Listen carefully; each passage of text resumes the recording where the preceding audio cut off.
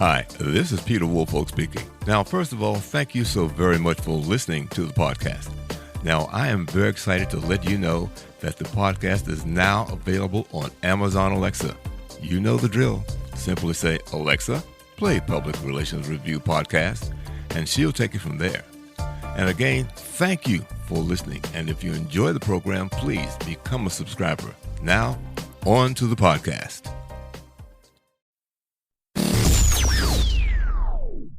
Welcome. This is the Public Relations Review Podcast, a program to discuss the many facets of public relations with seasoned professionals, educators, authors, and others. Now, here is your host, Peter Woolfolk. Welcome to the Public Relations Review Podcast and to our listeners all across America and around the world. Now, question. What is required for PR professionals to be successful at international communications and working remotely? Well, my guest today is a dynamic public relations practitioner with several years of international experience. She is passionate about how to connect and build relationships with people of various cultures. She has worked in Frankfurt, Germany, London, England, Salt Lake City, and other cities in the United States. She currently works as corporate communications supervisor at DigiCert, managing corporate communications in Europe, their global blog, and social media. Now, in addition, she is pursuing her APR in the spring 2023 cohort and recently completed a master's degree in international business and communication at Oxford Brookes University. She is a graduate of Brigham Young University, where she also served as the president of PRSSA. Joining me today from London, England, is Amelia Mecham. So, Amelia, thank you so much for being our guest today. Thank you, Peter. Thank you for having me. So, tell me let's talk about your journey. What steps did you take? What led you to get into this international communications? Your progress from your graduation from Brigham Young to now being there at DigiCert. Right. So, when I was in my undergrad at Brigham Young University, I was very interested in studying abroad. And I did a few different study abroads and then culminated in my internship in Frankfurt, where I was able to work in Germany for a summer. And that international experience really got me interested in learning more about working in different cultures. And I came back to university and finished with a minor in global management. And then from there, I kind of knew that I wanted to get back into working and living in another culture. So I was reaching out to find out different resources. And keep in mind, this was also right in the middle of the pandemic hit as I was looking to move over here. So definitely a big challenge there. But I found a great service called Across the Pond, and they help connect students in the U.S. to universities in the U.K. And from there, I was able to narrow down my list to Oxford Brookes, knowing that I wanted to study international business and intercultural communication, and kind of enable the lifestyle that I wanted of living in a different culture, learning and being immersed in it. I studied different culture theory along with business and communication, and now living in.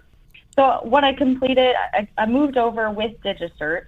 While I was doing my master's, I was able to work with the company here. I was working for them in Salt Lake City, and luckily they had an office here that I was able to transfer to.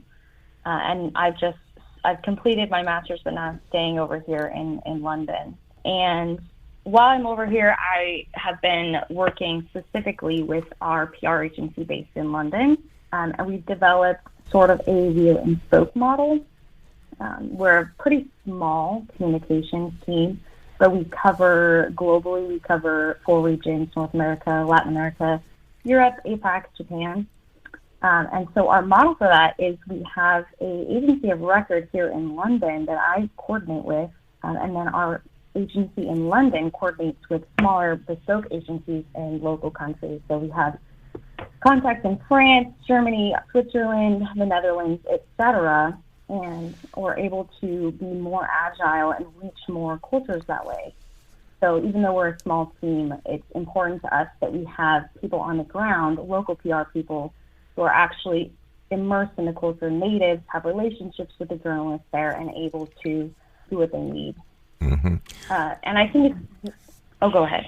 No, I was about to ask you just what sort of business is DigiCert in? DigiCert is a leading provider of digital trust. We offer products that help secure digital communications. And that could be everything from websites to devices, users and authentication, digital document signing, etc. Mm-hmm. So how long have you been in London now? I've been living here for a year and a half. Okay. Now that you've had this experience, what are the significant differences that you've experienced in terms of how communications or public relations is handled? Or is there any significant difference? Yeah, I would say there are some minor differences. So if we look at culture theory, for instance, culture is always on a scale. It's always comparing one culture to another culture. And on a global scale, the U.S. and the U.K. are actually quite similar compared to most countries. And culture theory was kind of led by Gert Hofstede, who came out with several culture scales. But one of my favorites, Erin Meyer, she has developed a little bit more on Hofstede's theories, and she has 8 different scales that we can use to measure culture. One of them is communication, one is feedback, thinking, leadership, decision-making, trust, how we disagree, and how we view time. So I'll focus on communication because I think that's most relevant for PR practitioners. But it is worth looking into the other scales of culture as well. The communication can either be low context or high context. Low context communication is very straightforward. It can be seen as very blunt. Basically, the words that we say are exactly what we need. Mm-hmm. High context communication, on the other hand, is a little bit more nuanced. There's a lot more meaning in how something is said and the body language of it, for instance. High context cultures are often thought of in Asian cultures, whereas low context is often thought of in, Dutch culture. They can be known as very blunt. The U.S. is pretty low context. So in general, Americans prefer to communicate directly. Mm-hmm. The UK is a little bit more high context, though, than the US is. Some of the Brits prefer a little bit less direct. For instance, they might say something like, I'm hearing what you're saying, but I'm not sure how I feel about it. What they really mean is, I think what you're saying is ridiculous. I completely disagree. Okay. So there's a little bit more translation, to the Brits. Their form of communication can be a little bit confusing at first for Americans who are used to very direct style of communication. But that's why it's so important, I think, to have people in a local culture to partner with people who are native. So even though I've studied, I have 2 degrees now where I've studied culture theory, and I lived and immersed myself in the local culture, I still am not able to pick up all the nuances as if I was able to live and be a native of that culture. So that's why we partner with local agencies. That makes a lot of sense to me when you say cultural differences. It was probably last year sometime I did a podcast on how to market to Asian Americans. And the fellow Michael Soon Lee, who actually did that, he said that's hugely important, that people need to understand the culture first, and they need to understand it from people who are actually involved in it, rather than thinking that, you can do things there or with that group the way you do with the U.S. And if you don't, you can have some very serious unintended consequences, and the wheels just may completely come off of your campaign. Yeah, and, I'll give you a really famous example of that, Disney Paris. So when Disney Parks decided to launch in Europe, they selected Paris as the location because it was fairly central and often trafficked by, tourists. But when they launched Disney Paris back in the day, they didn't consider all the cultural nuances that they should have. Because they had previously launched Disney in Tokyo, and it had gone over really well there. And so they thought, oh, we can just copy and paste the Disney park from, California, Tokyo to Paris, and it should go well, right? Well, no, it didn't. It actually went terribly. The local French people really rejected the idea of Disneyland. It wasn't their idea of fun to spend all day in line or to eat their food on the go like Americans do. The French prefer a sit-down meal. And additionally, when the French go on vacation, they prefer like south of France. Mm-hmm. So it was a multi-million-dollar mistake that Disney made by launching in Paris without considering this.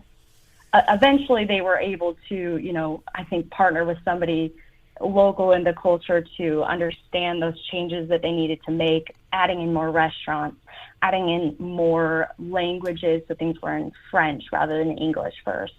And now Disney Paris is doing fine. But, even the big companies like Disney have gotten this wrong in the past. Mm-hmm. Well, unfortunately, that happens to quite a few people, even locally, that you can go from one culture to another and think that one size fits all. And that's a huge, huge area that hopefully people have come to grips with right now and see that there is a need to have somebody from that particular culture to guide you along the way, just to prevent you from completely ripping your shorts, trying to get something done. No, I was going to ask you, what has been the biggest hurdle that perhaps you have begun to, that you had to climb and to reach a level of comfort there? My biggest hurdle to reaching a level of comfort here in the UK, I would say probably building up that community. Whenever you make a big move internationally, it can be very jarring. But it was especially hard, I think, because I moved in 2021 now. So that was right still in the pandemic, and there was still some lockdown happening. But through, networking, through meeting other people and mingling with locals, I was able to build a community, not just of other Americans here or other Brits here, but lots of people from all different cultures all over the world. And that's one thing I really appreciate about London, is that, yes, there are a lot of British and there are a lot of other Americans, but it really is a melting pot from all over. Mm-hmm. And that's something I think pretty unique. Well, you find that in most big cities, but creating that community, I think, has been important to me. One of my personal goals is to travel to 100 different countries. And I love meeting people from all over the world so I can get different recommendations, different views of their culture and how they view things. And so I just recently hit 30 countries that I've traveled to. So I'm almost a third of the way there. Well, I'm not going to go into a lot of detail about it because it was years ago, but I've also spent maybe about a week in London, but also lived in Germany for a while, and got a chance to get down to Austria, things like that. So it's just fascinating to be able to travel around. The other thing I found, you mentioned being in Germany, one of the things I found over there was very quickly that most Germans speak English. And the caveat is if they want to, because if they don't like you, they won't speak English. But most Europeans can speak two languages, and English is certainly one of them. Yeah, I would say we are at quite an advantage, and that is something I have recognized. A lot of privilege of being native English speaking, being American. We're able to travel pretty freely and go somewhere, and it's a safe assumption that the majority of people will speak English. But that's definitely, I think, a privilege that we have. I love travel, and like I said, I think it's important for everyone to get out, and that's because it's hard to appreciate and understand your own culture if you've never experienced and seen other ones. There's a great metaphor of culture is kind of like a fish in water. For everyone outside of that water, it's very obvious that the fish is swimming in water. But for the fish itself, if you asked it what water is, it would be like, I don't know. That's how culture is, you know? Mm-hmm. If you ask someone who's always lived in that water and always in that culture their whole life to describe their culture, it's going to be pretty difficult for them to do so. But if I ask you, for instance, to describe German culture after your visit to Germany, you'd be able to say, oh, well, you know, they do things differently. Their time is so important to them. They're much more on time than Americans, and their communication is even more direct than we are in America. And you can notice those when you leave the fish out of water, for instance, you can notice those things easier. Mm-hmm. So getting back to the PR side of things over there, even though you work with an agency, in terms of, have you had an opportunity to see how they go about pitching a news release or dealing with reporters over there or through your agency? Is there any significant differences how it's handled there as compared to here? I'm not really sure if there's any significant differences. There has been a lot of change, I think, in recent years, and this is not unique to over here, but just because we're seeing fewer and fewer journalists on staff, and they're expecting to put out more and more content per person. So the workload on the journalists is heavier than ever before. And that is something that we are very mindful of over here in Europe as well, especially because there may be one journalist covering all of the UK or all of one of our specific markets, at least in the tech trade publications that we work with. So we just are always trying to be very mindful of their workload. But I don't know that is necessarily unique to Europe versus the U.S. Okay. Now, you had also mentioned some experience working remotely. What are the differences in your remote work or what have been your experiences as you work remotely? Yeah, so I'll admit personally, I love remote work. I do work hybrid currently, 2 days a week in person and 3 days a week remote, which I think is a great balance. But actually, for my dissertation, I studied this exact topic because I was watching over here in the UK this movement during the pandemic of the Great Resignation, and I wanted to understand impact that remote work and this reevaluation of work-life balance was leading to the Great Resignation. And also I have a bit unique perspective because I would say that work-life balance over here in the UK and in Europe in general is a little bit more work fits into life, not life fits into work. And I would say American culture in general, obviously this is generalization, not for everyone, but in general, Americans put work at a higher priority. Mm-hmm. There was some video circling around during the pandemic about jokes about this. You'd see like an American out of office notices, I'm out of office, I'm in the hospital, but I will be back in the office in 2 hours, versus the Europeans in all of August, you basically can't catch any of them because they're all on holiday for 2-3 weeks at a time at the beach, and they just say, I will delete all my emails when I come back. So it's a very different approach to work life. So having said that, when I was approaching my dissertation, I wanted to understand the work-life balance and how remote work fit into that.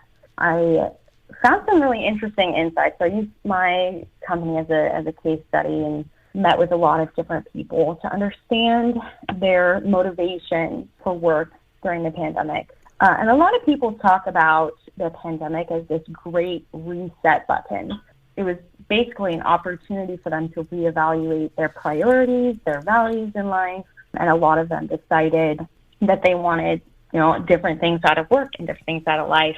Some of that came a little bit of generational insight. So Gen Z was widely entering the labor market during the pandemic. So a lot of them, Gen Z, entered the labor market with remote work in place. Mm-hmm. And I think the future of remote work will have a lot to do with their generation and their attitudes towards remote work. Will they want to continue it? Will they want to go back to fully in person? What will their attitudes be? And studies right now are showing that across different generations, the majority of workers estimate spending the majority of their work week remote. So I think hybrid work is still a very big part of the conversation and probably the best solution we have right now, but it could change in the future.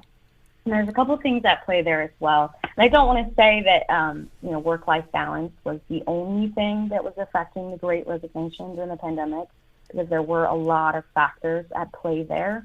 One other interesting factor at play was the labor market switching in bargaining power from the employer having a lot of bargaining power to the employee. Mm-hmm. And the reason that happened was because of the supply demand. For once in a long time in history, suddenly there was a lot of demand for labor, but less supply.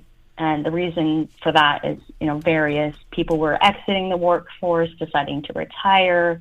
People were, moving abroad. People were taking their side hustles full time and becoming entrepreneurs, leaving corporate America, et cetera, et cetera.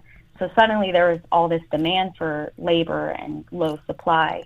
And basic economics, anyone who has done Econ 101 can understand with supply demand. It created this unique labor market where employees had the upper hand in negotiations. But they weren't just negotiating for higher salaries. They were also negotiating for better working conditions. Mm-hmm. So if we look at like Maslow's hierarchy of needs, once those salary negotiations are met, then they're looking for higher level needs to be met. So they're looking for the opportunity to grow in their career, learning and development opportunities, flexible working conditions, that better work-life balance. And I really kind of boiled that down to the top 3 factors that I kept hearing over and over again from my interviewees. And those top 3 were the better compensation, possibility of growth, and flexible working conditions. And I think that in this post-pandemic world, if employers are looking to better retain their employees, to better attract new employees, those 3 factors are going to be key for them to focus on. Mm-hmm. Well, let me say, according to some of the reading that I have about people who have, as you call it in some cases, early resignations or quiet resignations, that sort of thing, that certainly is on their list of things. Better compensation, better growth opportunities is very, very important to people. No question about it.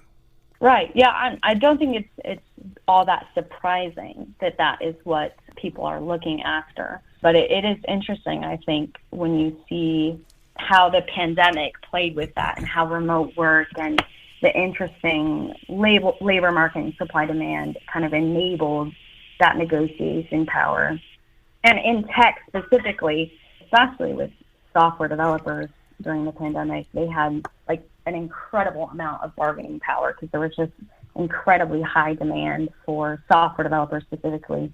And I've been following as well since the pandemic. Obviously, a lot of my research, a lot of new developments have happened since my research, including all the massive layoffs we've seen in tech. And there is a little bit of shifting, I think, the negotiation power back from employee to the employer. Mm-hmm. But that being said, we also are still seeing hybrid work persist, even beyond that. Even with all these massive layoffs, hybrid work is still quite popular. So I don't know, if I were to make a prediction, I would say it's still around to stay for a while. I don't know if remote work will be here forever. But if I were to predict, I'd say it's going to be a while, and the future of it will really heavily be impacted by Gen Z and also Gen Alpha as they enter the workforce. Mm-hmm. Well, another way of looking at it is that I think the pandemic perhaps got people an opportunity to release, or for workers to find out that these are some of the hidden desires of the employees. Better compensation, treat me well, opportunity to grow that perhaps had not been looked at as part of the regular workforce growth opportunities there. Yeah, definitely. And, it's interesting because that Great Resignation movement, it wasn't just happening in the U.S., although I would say it probably started in the U.S. and it's still kind of going on there. If you've seen what's happening with Starbucks employees and unionizing there, it's still going on. But it is also happening on a global scale as well. There's definitely some movements of the Great Resignation over here in the UK and in Europe and in China. There is this whole lay flat movement. The working culture over in Asian countries can be a little bit more extreme, even more extreme than it is in the U.S. Because again, it's all a scale, right? So from my perspective and where I sit on the cultural scale towards values of work, I would say that Asian working cultures are a little bit more extreme, and they are often not uncommon to see someone over there napping at their desk. I recently saw an ad for a desk chair that turned into a bed, then it's almost a sign of honor. If you're napping at your desk, it means you're a really, really hard worker. Whereas over here, we'd say like, oh, that's crazy. Like, you're napping at your desk, go home. Like, you need to take more rest. But that Great Resignation, it was global, and I saw it affecting all different cultures, even with different attitudes towards work and different cultures. The Great Resignation was global. Okay. Well, Amelia, as we begin to wind down, if some of our listeners are considering, also like you did, to want to work in a foreign nation, what are some of the, let's say, the top 3 things that you would advise them to do to prepare themselves for that journey? Top 3 things to do before going to work in a foreign nation. I would say, number 1, make sure you familiarize yourself with some culture theory, understand different communication models, and how those affect different cultures. Is it high context, low context? How direct should you be? How does this culture view time? Do you need to be right on time, or can you be late?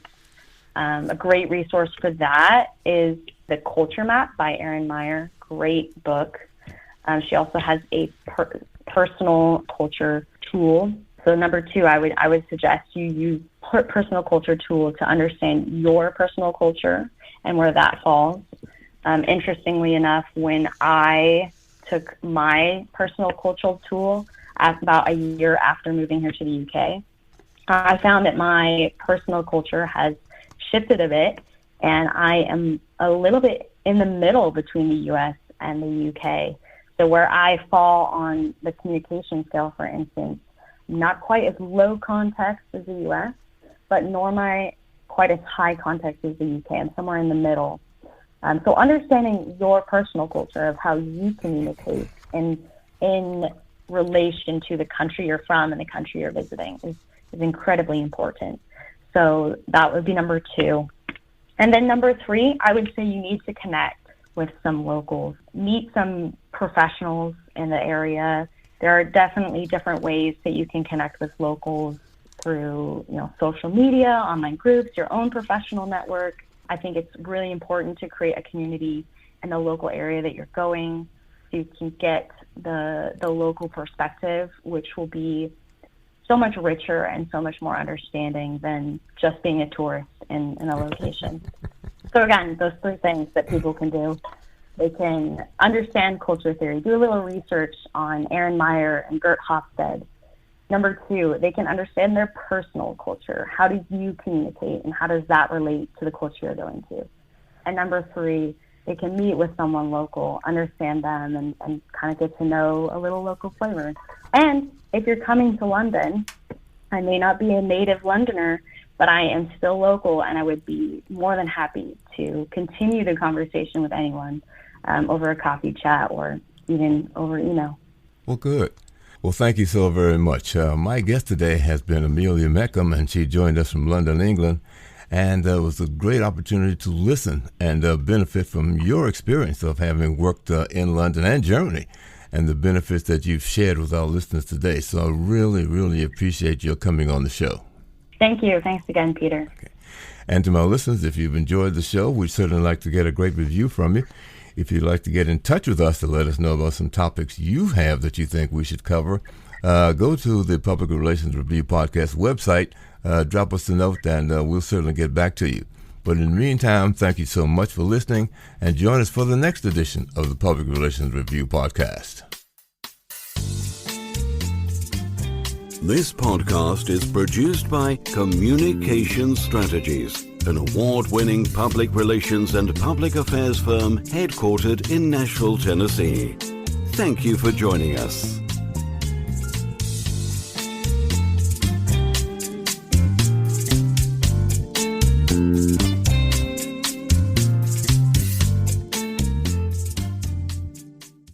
Hello, this is Peter Woolfolk. First, let me say thank you so much for being a listener. Now, I want to alert you to our shiny new podcast website located at podpage.com. However, you can go directly to the podcast site located at publicrelationsreviewpodcast.com. There, you can contact me through email. You can leave a voice message. You can leave a review. You can read an episode blog and frequently learn about the podcast guests. You might also want to suggest podcast topic ideas or even suggest a guest. You can also let me know if you would like to receive our podcast listener logo that you can post on your social media. So I look forward to hearing from you about our new podcast website. Thank you so much for listening to the Public Relations Review podcast, and have a great day.